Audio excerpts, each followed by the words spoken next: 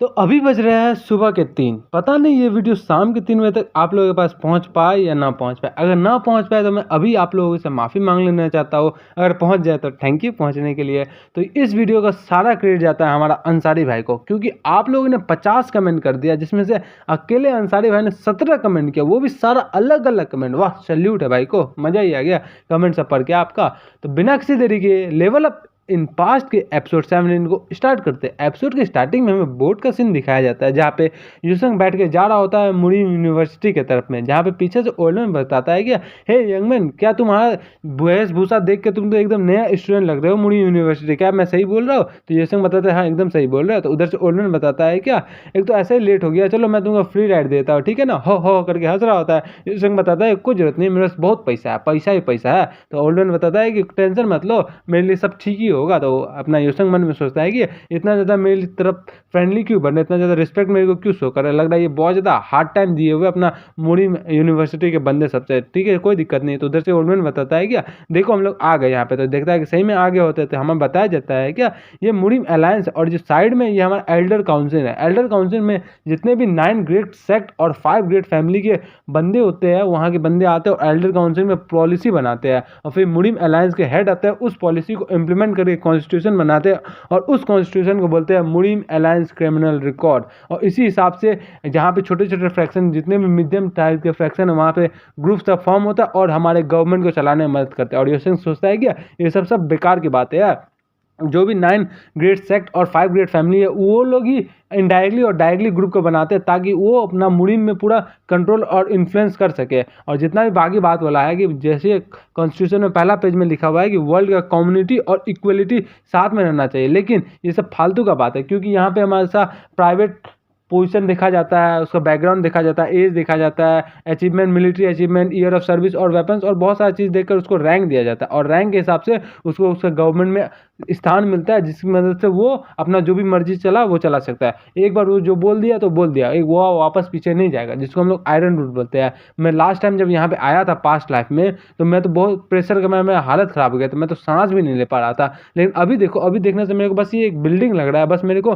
Focus रहना और कुछ नहीं करना है यार, सोचना है कि नेक्स्ट टाइम में क्या ही करना है। ये बोल के बताता है कि ओल्डमैन थैंक यू तुमको यहाँ तक पहुँचाने के लिए, मैं यहाँ से चलता हूँ। तो ओल्डमैन बताता है ठीक है, तो वहाँ से कूद के चल जाता है। तो पीछे से ओल्डमैन बोलता है क्या, इतना ज़्यादा दूर एक जंप में ले लिया, तो मस्त बंदा है। फिर देखता है कि उसके पास में पैसा छुटा हुआ रहता है, जोर जोर से चिल्ला के बताता है कि है तुम्हारा पैसा यहाँ पे छुटा हुआ है। तो अपने यूएसएन साउंड ट्रांसमिशन की मदद से ओल्डमैन को बताता है कि ये तुम्हारे लिए है, तुम्हारा बहुत अच्छा हमको लगा तुम्हारा सर्विस, इसलिए मैं तुमको दे दिया। तो ओल्डमैन बताता है क्या, फिर भी ये बहुत ज़्यादा दूर से मेरे को वॉइस क्लियर सुनाई दे रहा है, कैसे ये है, लेकिन थैंक यू, लेकिन ये बहुत ज़्यादा पैसा है। तो यूसंग बताता है कोई दिक्कत नहीं, मेरे पास बहुत पैसा ही पैसा है, इतना पैसा है कि मैं पूरा दुनिया खरीद सकता हूँ अभी। और बताता है क्या, मेरे पास अभी अचानक से इतना पैसा आ गया कि मैं अपने आप को कंट्रोल नहीं कर सकता, मैं कहाँ यूज़ करूँ कहाँ यूज़ नहीं करूँ, क्या मैं इस पूरी मुड़ी यूनिवर्सिटी को खरीद लूँ या फिर मैं एक नया ही बना दूँ, कुछ भी सोच रहा है योंगसंग। तो आगे बताता है कि अगर ऐसा होता तो योंगसंग तो पूरा एक नया वर्ल्ड ही खरीद लेता। तो बताता है अभी मैं अकेले हूँ ना, अकेले में मेरे से इतना पैसा खर्च किया नहीं जाएगा। फिर उसको याद आता है कि हाँ मेरे पास के जितने दोस्त थे उन सबको मैं मदद कर सकता हूँ अभी, ये बोल खुश हो रहा है। बताते हैं हाँ ये एकदम मस्त आइडिया है, मैं यही करूँगा, ये बोल के जा रहा होता है। बताता है कि ये जो मेन गेट है, ये हमारा मुनीम अलायंस में जाने का एंट्री गेट है। इसमें हमारा बताया जाता है कि लास्ट लाइफ में एक बुक लिखा गया था, जिसमें बताया गया था ये जो गेट है, इस गेट में जब भी कुछ खतरा आएगा तो आयरन गेट निकल जाएगा नीचे से ऊपर। अब मेरे को पता नहीं कि हेवनली डिमन जब अटैक किया था मेरे पास्ट में, तो इसमें निकला था कि नहीं निकला था, क्योंकि मैं उस टाइम यहाँ पे नहीं था। मैं चलो अंदर जाता हूँ, ये बोल के वो अंदर जा रहा होता है। तो अंदर दिखाया जाता है कि बहुत सारा चीज़ यहाँ पवेलियन सब रहता है। एक पवेलियन रहता है हमारा डेमन एक्सट्रीमेशन पवेलियन, एक पवेलियन रहता है हमारा वॉच टावर का पवेलियन, जिसको हेवनली माउंटेन पवेलियन बताते हैं, और दूसरी तरफ रहता है हमारा मुरीम अलायंस का मेन बिल्डिंग, जो कि बड़ा वाला बिल्डिंग है, इसको हमारा ग्रेट हीरो वाला बिल्डिंग रहता है। यहीं पे बैठ के हमारा मुरीम अलायंस का हेड और अपना एल्डर चियोंग बात कर रहा होता है यूसंग के बारे में लास्ट टाइम में। तो बताया जाता है ठीक है, और इधर आसपास में जितना है सारा चीज़ बंदे यहीं पे आ गए, कॉर्नर में हमारा हिडन ड्रैगन और सब चीज़ यहीं पे रहता है। और बीच में जो है ये हमारा मुरीम यूनिवर्सिटी में जाने का ऑफिशियल गेट यहीं से स्टार्ट होता है। ये बोल के अंदर जा रहा होता है, पीछे से हमारा एक एल्डर उसको गाइड कर रहा होता है कि ये तुम्हारा आ गया मुरीम यूनिवर्सिटी का गेट, यहाँ से तुम अकेले जाओ और कोई दिक्कत नहीं है। तो बताता है यूसंग ठीक है, यहाँ से मैं अकेले चल जाऊँगा। तो ये भी मन में सोचता है कि ये जितना रास्ता दूर से आया, इस कोई भी क्यूरियोसिटी नहीं दिखाया, क्या इसको कोई नर्वसनेस फील नहीं हो रहा है तो बताता है ठीक है यहाँ से तुम सीधा जाना, यहाँ पे तुमको सीधा जाने के बाद एक मेन बिल्डिंग मिलेगा, वहाँ पे जाके तो अपना एडमिशन का जितना भी प्रोसेस है सबको कंप्लीट कर देना। तो यूसंग बताता है ठीक है, ये बोल के वो अंदर जाता है, मन में सोचता है कि मैं इस गेट से पास कर दूँ। यहाँ पे जाने के बाद दो वैली है, एक हिडन ड्रैगन वैली है जो कि मुरीम एलायंस का सबसे ओल्डेस्ट बिल्डिंग वहाँ पे लोकेटेड है, और एक है टाइगर कोचिंग वैली जिसके बारे में बताया था, जिसमें पास्ट टाइम के लिए यूसंग उसी में रहा था। तो बताता है ये दोनों तो मस्त मस्त है, मैं फर्स्ट टाइम देख रहा हूँ अपना इतना ऊपर से टाइगर कोचिंग वैली का। मैं तो कभी यहाँ पे गया ही नहीं था, मैं तो लास्ट टाइम में ये भी पढ़ता था ना, अब मैं यहाँ पे आ गया हिडन ड्रैगन ऑफ वैली में, तो जो कि मेरा बहुत ज़्यादा लास्ट लाइफ में इच्छा था यहाँ आने का। लेकिन अब तो मैं आ गया, अब मेरे को बस सोचना है कि मेरे को हेवनली डिमन को कैसे ख़त्म करना और जो मेरा जंगवन का एनिमी लोग है उस सबको कैसे ख़त्म करना। मेरे को तो पहला लकी इनकाउंटर मिल गया जो कि चियोविंग जेट से मिला, अब मेरे को दूसरा लकी इनकाउंटर खोजना है जो कि इसी हिडन ड्रैगन पवेलियन में कहीं घुसा हुआ है। तो ये बोल के हम लोग को वो अंदर चाह रहा होता है। अंदर में जैसे मेन मार्केट रहता है, मेन बिल्डिंग, वहाँ पे हमारा वाइस चीफ यानी कि वाइस प्रिंसिपल जोर जोर से चिल्ला रहा होता है कि कैसे ये हो सकता है, वो हमारे बजट कैसे वापस से कट कर दिए। तो ये हमारा वाइस चीफ रहता है, ये वाइस प्रिंसिपल रहता है, बताता है कि जो मुरीम अलायंस के जब से नए हेड बने हैं तब से तो हमारा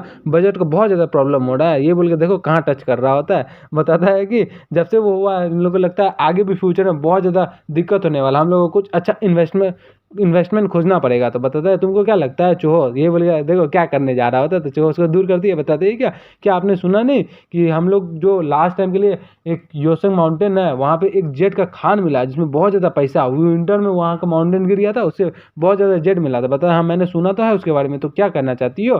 तो अपना लड़की बताती है कि मैं कहना ये चाहती हूँ कि जो 9 ग्रेट सेक्ट है उसमें से एक सेक्ट उसको बना लीजिए, जिसके वजह से हम लोग का पैसा का मामला खत्म ही हो जाएगा। तो बताता हाँ क्या ग्रेट आइडिया है, उसको बना लेंगे तो मज़ा ही हो जाएगा। आगे बताते और तो बताते और क्या, तो आगे बताते है क्या, और एक और चीज़ है कि जो हैनान का बुक मार्केट है उसको हम लोग को ड्रामेटिकली अपने पास ले सकते हैं, क्योंकि जो 1000 बुक सेंट है उसको रिप्लेस कर दिया गया है फॉरबिडन रिकॉर्ड के द्वारा जो कि जोंगू में पब्लिश होता है। बताते क्या फॉरबिडन रिकॉर्ड ये क्या है, मैंने सुना नहीं इसके बारे में। तो वो लड़की बताते कि क्या आपने सुना नहीं, ये बोले कान में उसको खसर फसर बता रही होती है। यहाँ पे वॉइस में सुन के एकदम गुस्सा होकर बताते क्या ये तो एकदम हेवंस के खिलाफ हो गया, यहाँ पे हमारा यंग यान को साथ में एग्जिस्ट करने का बात कर रहा है, यहाँ पे होमोसेक्सुअलिटी का बात कर रहा है, ये तो कैसे, ये तो एकदम महापाप हो गया। ये मैं नहीं बोल रहा, ये ओल्ड मैन बोल रहा है, ठीक है ना।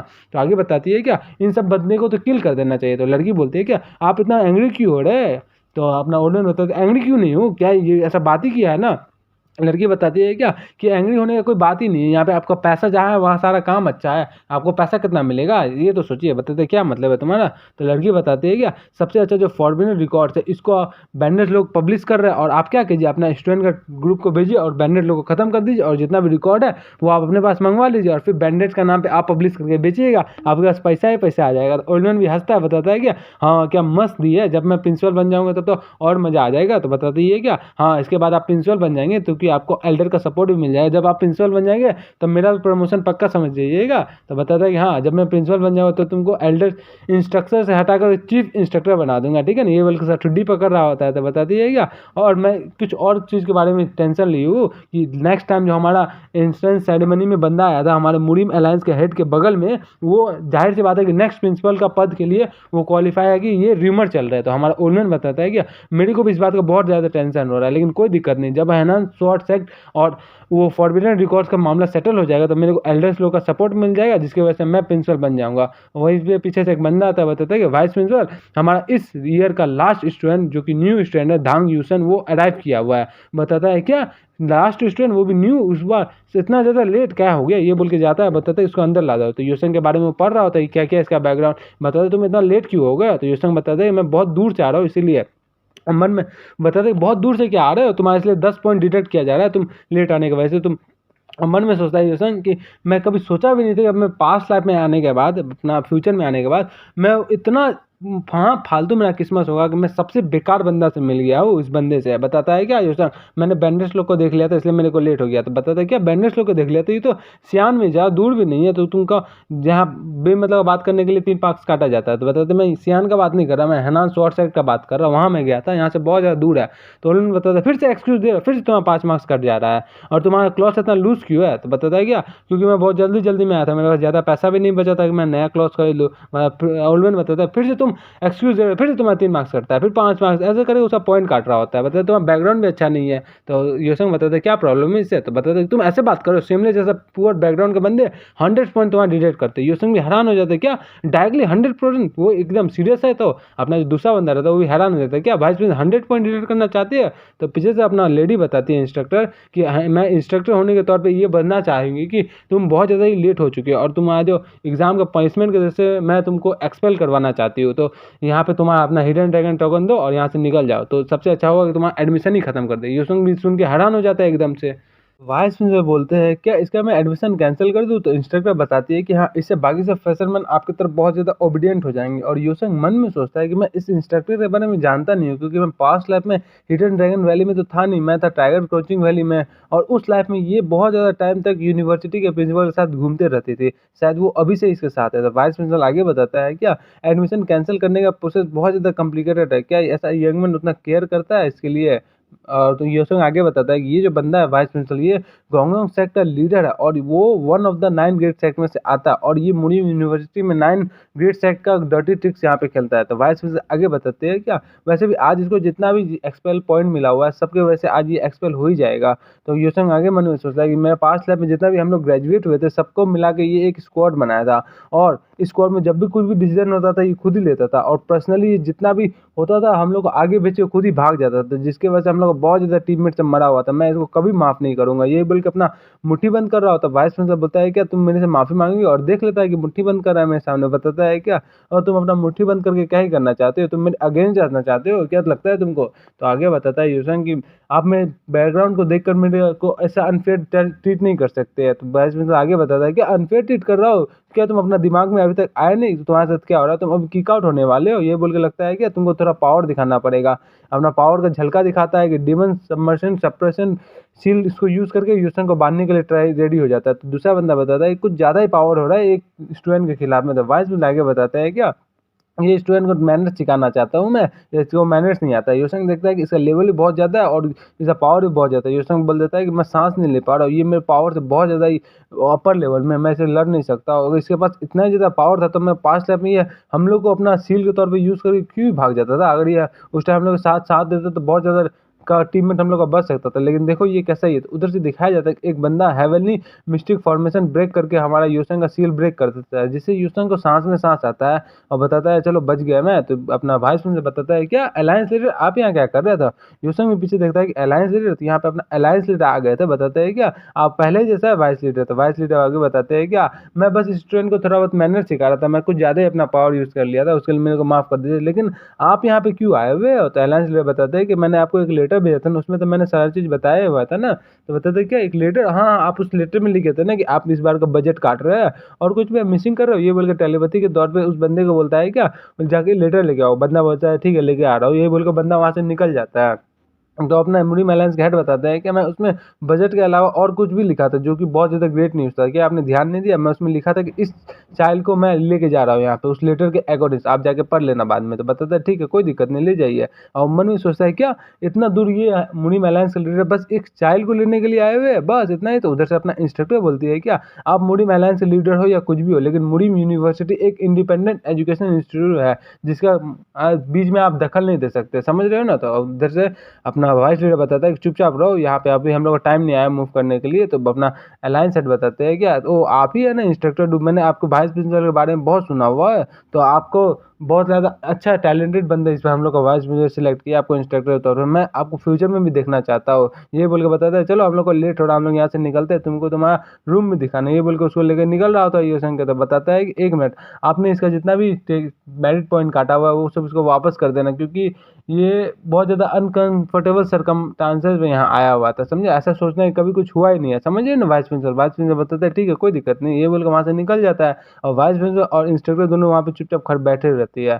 तो वहाँ से आगे बताते हैं लीडर जी कि मैं यहाँ पे कुछ जल्दी आना चाहता था लेकिन थोड़ा लेट हो गया, उसके लिए कुछ दिक्कत नहीं है। तो उधर से अपना योशंग बताते हैं आपको बहुत बहुत शुक्रिया कि आप यहाँ पे आए, मैं को बहुत अच्छा लगा आपसे मिल के, मेरा नाम यूशंग है। तो ये मन में सोचता है कि मैं अपना पास्ट लाइफ में भी अपना पूरी मुनीम एलायंस के लीडर से कभी नहीं मिला, मैं इस लाइफ में मिल रहा हूँ, वो भी मैं सोचा नहीं था कि इतने ज़्यादा यंग है। तो उधर से लीडर जी बोलते हैं क्या कोई दिक्कत नहीं, मेरे को तुमको थैंक यू नहीं बोलने का, तुमको किसी और को थैंक यू बोलना चाहिए, क्योंकि उनके रिक्वेस्ट पे मैं यहाँ पे आया हूँ और मैं उनसे तुम्हारे बारे में बहुत सुना हूँ। तो बताता है क्या किसको बोलना चाहिए, तो आगे बताता है क्या वो ऐसा बंदा है जो कि तुमको बहुत टाइम से देख रहा है और वो अभी ऑफिशियली कुछ अनाउंस नहीं हुआ, इसलिए वो यहाँ पे खुद ही नहीं आ सकते, इसलिए मैं यहाँ पे आया हूँ। तो बताता है यूसन क्या लेकिन फिर भी आप यहाँ पे क्यों आए, तो अपना लीडर जी बताता है क्या मैं नहीं आ सकता, क्या तुमको अच्छा नहीं लगा, तो यूसन बताता नहीं नहीं अच्छा लगा, लेकिन आप किसी इंस्ट्रक्टर या कोई अदर ऑफिसर को भेज के ये काम कर ही सकते थे ना। तो लीडर जी बताते हैं कि बाकी सब जितने भी ऑफिसर और इंस्ट्रक्टर है वो इंटर्न सेरेमनी में और रूम असाइनमेंट डे के लिए बहुत ज़्यादा बिजी है, मेरे से भी ज़्यादा बिजी है। तो यूसन वो नहीं सोचता है क्या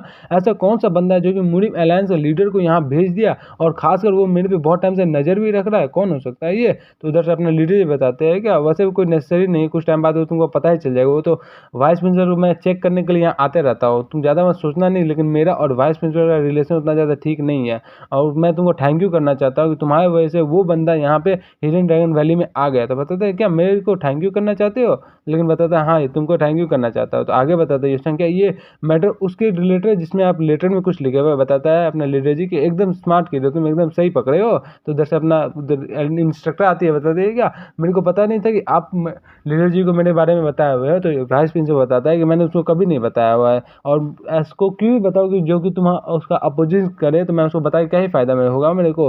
और वैसे भी जितने भी बंदे हिडन ड्रैगन वैली में वहाँ पे सारे बंदे मेरे साइड में, लेकिन उसको पता तो पता कैसे चला, इसका मतलब ये है कि वो हम लोग को वार्निंग देने आया हुआ था और लगता है हम लोग कुछ ज़्यादा अंडरस्टिमेट कर दिया, हम लोग कुछ ज़्यादा ही प्लानिंग करके निकलना पड़ेगा। तो अपना इंस्ट्रक्टर बताते हैं क्या इस वजह से वो लीडर जी अपना एल्डर्स को एनिमी बनाना चाहते हैं, क्या हम लोग जाके एल्डर्स को बोल दे। तो अपना वाइस प्रिंसिपल बताते हैं तुम एल्डर्स को क्या ही बोलोगी कि एक लेट स्टूडेंट को बचाने के लिए, उसको एक्सपेल होने से बचाने के लिए अपना लीडर जी आए, या फिर ये बताएगी कि तुमको हमने इंस्ट्रक्टर बनाया इसलिए वो यहाँ पे आए, उससे कोई मतलब नहीं पड़ेगा एल्डर लोग को। तो उधर से बंदा आ जाता है, बताता है कि ये लीजिए आपने जो लेटर मंगाया था ये लेटर। तो वाइस प्रिंसिपल बताते हैं कि वो मुझे लगता है कि कुछ मिस अंडरस्टैंडिंग कर लिया, मेरे को कुछ मिस कर दिया, जो कि इस लेटर में बजट के अलावा और कुछ लिखा था। ये फुल को लेटर खोलता है, देखता है कि लेटर एकदम साफ रहता है, बताते क्या लेटर एकदम कुछ भी नहीं है। तो उधर से फिर इंस्ट्रक्टर बताती है क्या एल्डर ने लेटर चेंज किया है, हम लोग को जाके एल्डर को बताना चाहिए। तो वाइस प्रिंसिपल हैरान हो जाता है, बताती है क्या कितना तुम एल्डर एल्डर कर रही हो, चुपचाप रहो ना यहाँ पे। देखता है कि इसका स्मेल क्या है, ये तो स्मेल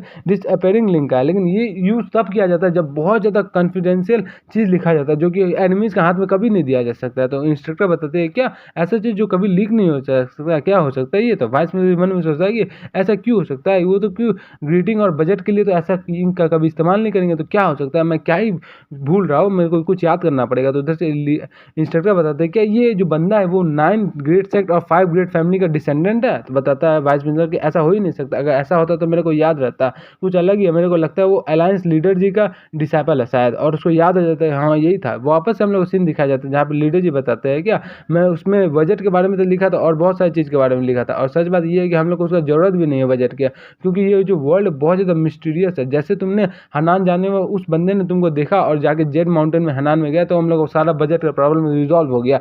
तो अपना यूसंग बताता है क्या मेरे लिए क्या जो बंदा आ रहा है वो नया प्रिंसिपल बनने वाला है इंस्टेड ऑफ वाइस प्रिंसिपल के, उसलिए आप मेरे को थैंक्स करना चाहते हैं। तो बताता है हाँ तुमको इसलिए मैं थैंक्स करना चाहता हूँ। वो भी योसंग मन में सोचता है मैं बिलीव नहीं कर सकता हो। तो आगे बताता है कि तुम बिलीव क्यों नहीं कर सकते हो, क्या तुमको लगता है कि वाइस प्रिंसिपल से ज़्यादा अच्छा लीडर नहीं आ सकता है। तो बताता नहीं ना एकदम आ सकता है। तो अपना लीडर जी बताता है हाँ एकदम अच्छा ही बात बोले, मैं तुमको अब लाइक करना स्टार्ट कर लिया। और यूसंग मन में सोचता है कि थोड़ा तक शांत रखकर आगे बताता है लीडर जी कि मैं इस इंसिडेंट से बहुत ज़्यादा प्रभावित हुआ। पहले तो तुम अपना इंटरव्यूअर से लड़े, ऊपर से जाके अपना वाइस प्रिंसिपल भी पंगा ले क्या ही करना चाहते हैं। तो वो भी जैसे हैरान हो जाता है, मैंने फर्स्ट टाइम जो इंटरव्यू से लड़ा था वो बहुत ज़्यादा अलग ही सिचुएशन आ गया था। और वैसे क्या आप मेरे को बता सकते हैं जो कि पर्सन मेरे पे व्यूज़ रख रहा है वो कौन पर्सन है। तो आगे बताता है लीडर जी कि मैं तो बता नहीं सकता, क्योंकि वो बंदा कुछ टाइम बाद प्रिंसिपल बन जाएगा, उससे कोई दिक्कत नहीं, तुम आदमी उसको खुद ही देख लोगे। तो यूसंग मैंने ओ खुद में वो प्रिंसिपल बन जाएगा, अगर वो प्रिंसिपल बन जाएगा तब तो वापस से हम लोग का जो हिस्ट्री है चेंज हो जाएगा, क्योंकि हिस्ट्री में हम लोग का वाइस प्रिंसिपल बना था, मतलब इस बार नया प्रिंसिपल आएगा।